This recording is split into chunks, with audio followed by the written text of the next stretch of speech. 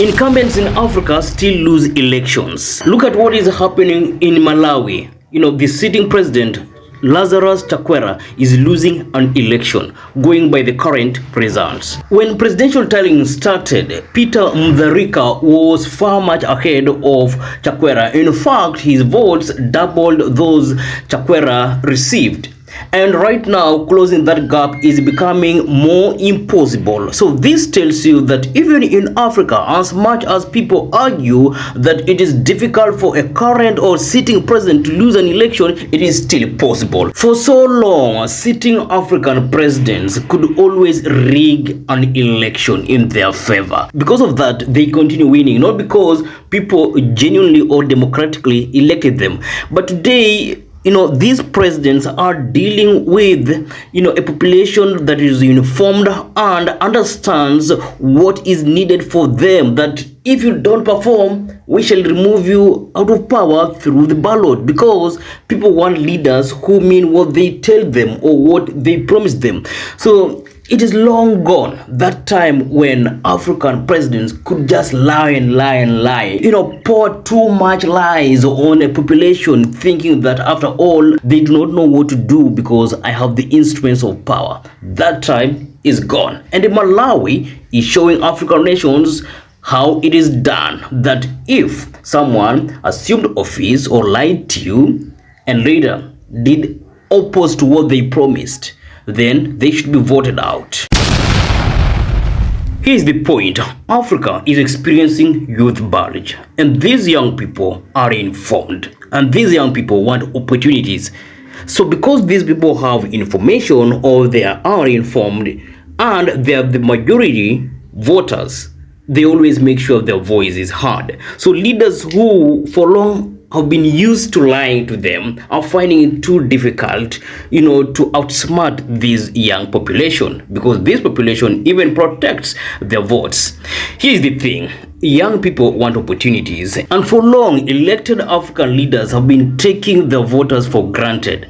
But in this 21st century, it is becoming difficult, because these are voters who are informed and they're ready to fight for what they believe belongs to them. They're ready to stand for their rights and freedoms. Look at it this way, technology is there, and most African countries are incorporating technology into the voting processes or democratic processes. So because of that, it becomes difficult for an African leader to rig an election, because with the technology, it is possible to discover which leader wants to rig an election. So with that, if voters are disgruntled with you or with the sitting president, definitely they will vote you out, and they will know whether you are rigging or not. And when you rig, you put the country at risk, and that means the country is likely to slide into pandemonium. And I highly doubt if there is any well-meaning leader who wants to run or to manage, actually to govern a country that is in chaos and people are against you. So meaning, even moving forward in many other countries that are perhaps preparing for an election, that even if those in leadership have told you that there's no way a certain leader is going to lose an election, remember this. Malawi is showing us that. I've been repeating that because I really mean it, because it is something that can happen in any other country.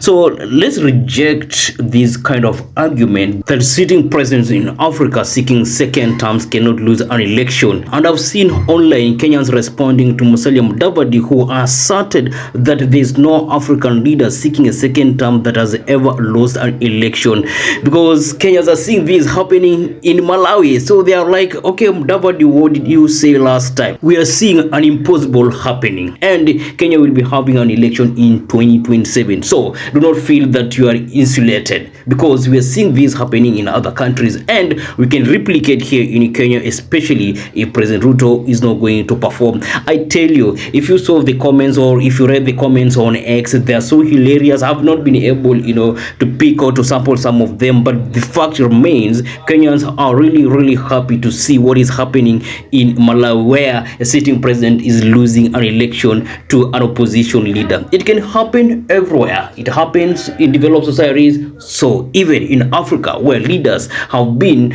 maneuvering or rigging elections, now it is becoming increasingly difficult to rig an election. What's the honest reaction to what is happening in Malawi?